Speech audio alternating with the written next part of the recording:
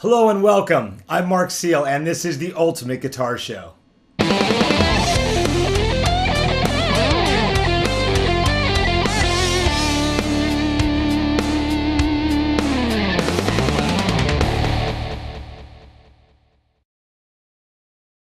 We've got a great show for you today. I'm going to start by teaching you how to improvise over an open string. Then we're going to talk about gear. I receive a lot of emails where people want to know what gear am I using. So I'm going to feature my Taylor T3 electric guitar along with my Mesa Boogie transatlantic amplifier today. Then we're going to head north to Canada. I've done a lot of road shows for Taylor guitars across Canada. When I go to these road shows, I'm usually accompanied by Steve Parr. Steve Parr is the regional sales manager for Taylor Guitars and also a professional photographer. On these trips, he's gotten a lot of great pictures, so I thought I'd feature some of those along the way, as well as introduce you to this amazing 19-year-old country guitar player that I met in New Brunswick. So sit back and enjoy the Ultimate Guitar Show. It starts now.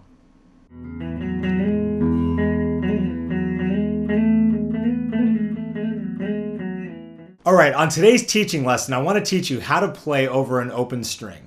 What I mean by that is I'm going to basically give myself a bass note. In this case, our open 6-string. I'm going to hit it open and just play a bunch of notes randomly almost at first, and ultimately you'll start making melodies out of them over that note. The important part is that that 6-string remains ringing the entire time that you're playing these other notes. One of the things you can do is you can keep adding to it by hitting it, reigniting it, so to speak, as you're playing these other notes.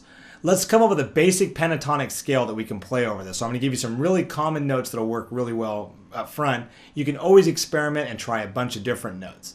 You may also want to take into consideration that you can do hammer-ons, pull-offs, slides, bends, all the different techniques that I've taught you on previous shows. You can apply all of that to what we're going to do today. All right, so here's the notes that are going to be used for today's exercise. We're going to basically do what we call a C-sharp minor pentatonic or an E major pentatonic. It's the same thing. And we're going to start in 9th position, starting on the 5th string. So what I'm going to do is I'm going to go from the 5th string to the 1st string, and it's going to be 9, 11, 9, 11, 9, 11, 9, 12, 9, 12. So it sounds like this, starting on the 5th string, 9, 11.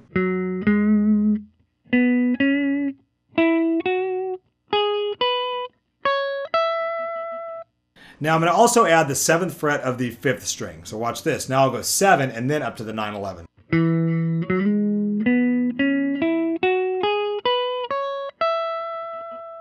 Those are our notes.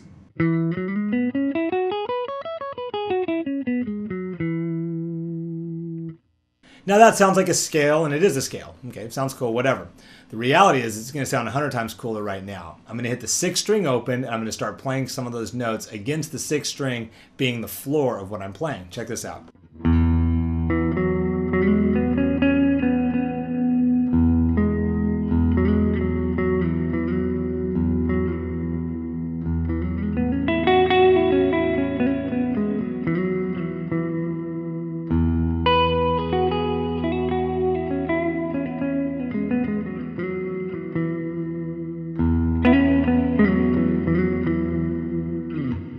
Get the idea? You just keep playing that same kind of droning low E and then playing that major pentatonic scale over the top of it.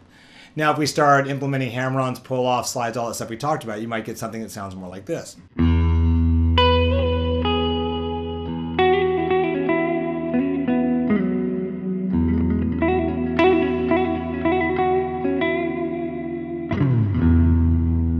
Okay, I can do half bends if I want on different notes, or full bends, and try getting different sounds. You can even do the same thing over a minor sound. If I want to play that exact same progression and have it sound minor, I can literally just play that same pentatonic scale I played a minute ago, only move everything up 3 frets. So it sounds like this now.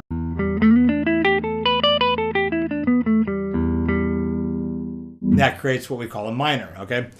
So essentially what we're going to do is just improvise, just make music, play, experiment. You don't always have to go to the next note in the scale. You don't have to do anything really other than just play and keep the droning note ringing. A couple of other points of interest I think that if you want to get a little more advanced with it that sound good is leading up to that 7th fret. On the 5th string we can play the 2nd fret, 4th fret, 6th fret, 7th fret. On the 4th string, 2, 4, 6, 7, and 9. So now if I just kind of mix the whole thing up, it might sound like this.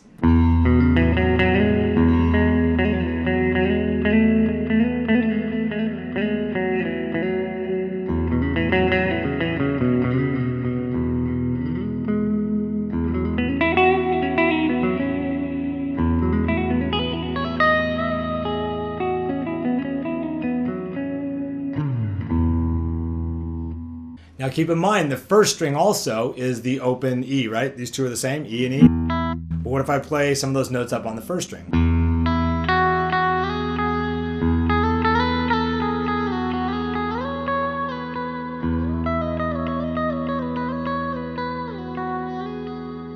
Get kind of that Irish thing.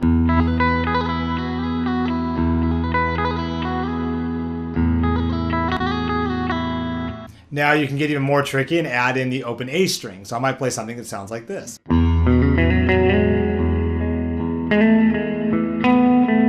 Open A.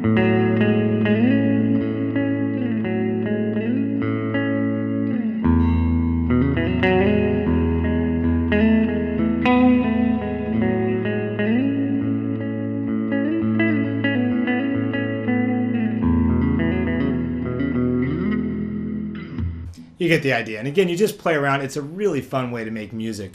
You can also go even one step further and jump into having the open D string.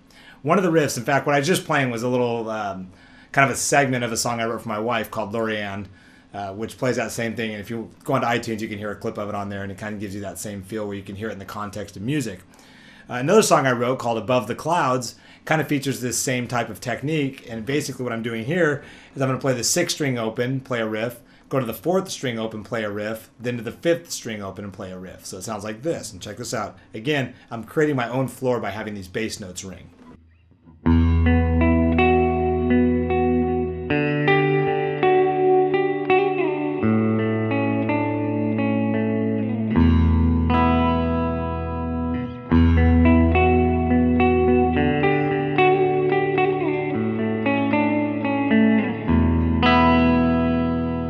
You kind of get the idea with that moving bass. So we're going E to D to A. And the whole time we're getting those notes to ring and those little melodies to play over the top of it. It's a really fun thing to do. Experiment with it, practice with it, write your own riffs.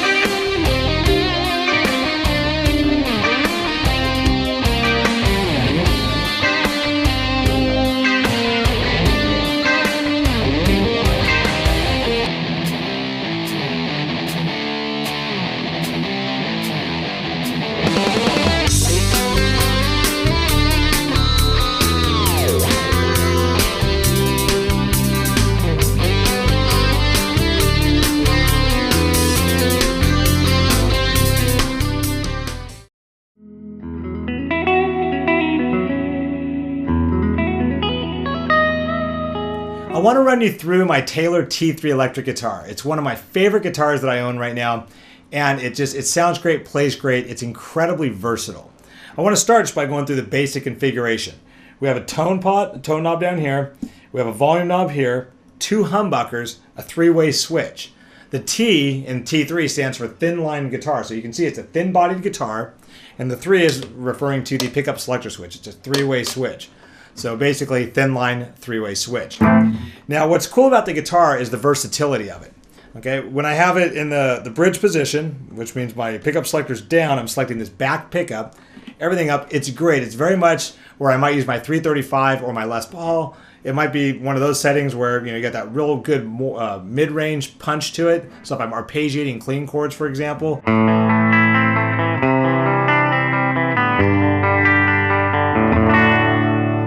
It just really cuts through the mix really well. All right, let's move the switch up. When I move the switch up, I'm now using these 2 pickups, and what it does is basically keeps that same warmth with a little bit less of that mid-range punch. Check this out.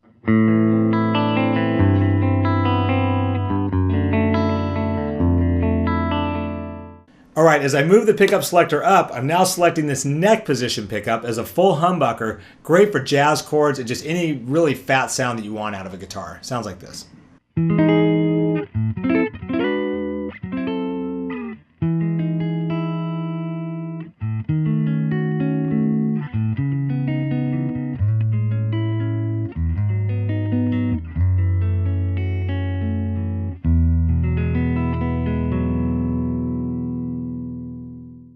All right, here's where the guitar gets very interesting to me. I can put my pickup selector all the way down. Now I'm back on the bridge position pickup as a humbucker, but I can pull out my volume knob and turn that into a single coil. Great for Strat and Tele type sounds. Check this out.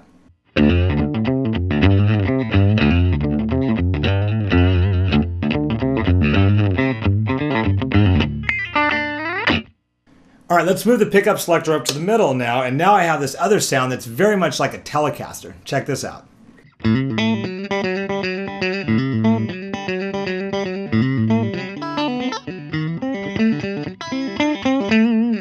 All right, as I move the pickup up one more, great for any kind of just normal Strat type tones, the kind of the groovy stuff, the funk stuff. You might get something like this.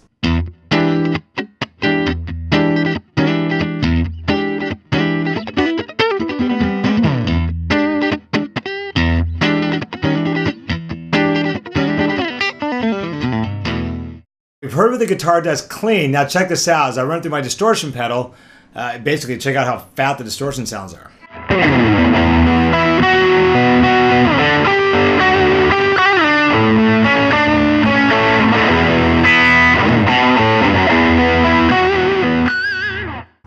That's the bridge pickup right there in full distortion, full humbucker.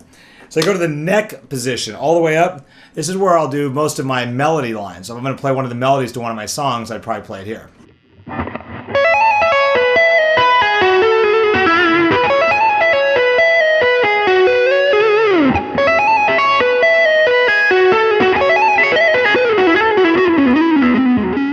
Okay.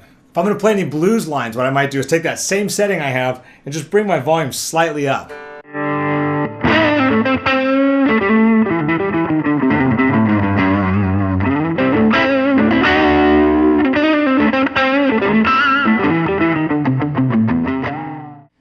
Let me tell you about my Mesa Boogie Transatlantic amplifier. Here you can see it's very small. It looks kind of like a lunchbox with a cool high-tech blue light in it. But essentially it's an all-tube 2-channel amplifier. There's 3 modes of power that you can use: 5 watts, 15 watts, or 25 watts. And the sounds are just really exceptional. Everything you heard today on my T3 was done on the clean channel with these settings that you're seeing on the screen right now on the amplifier. Obviously you could toy with it and play with it a lot of different ways.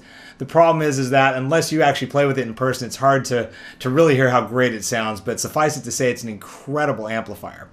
What I do want to also point out is that I'm using all my distortion through the clean channel on my Mesa Boogie with my, it's called a Ramsey Audio Ram Drive 2 pedal. It's my favorite distortion pedal I've ever owned, so you might want to check them out as well.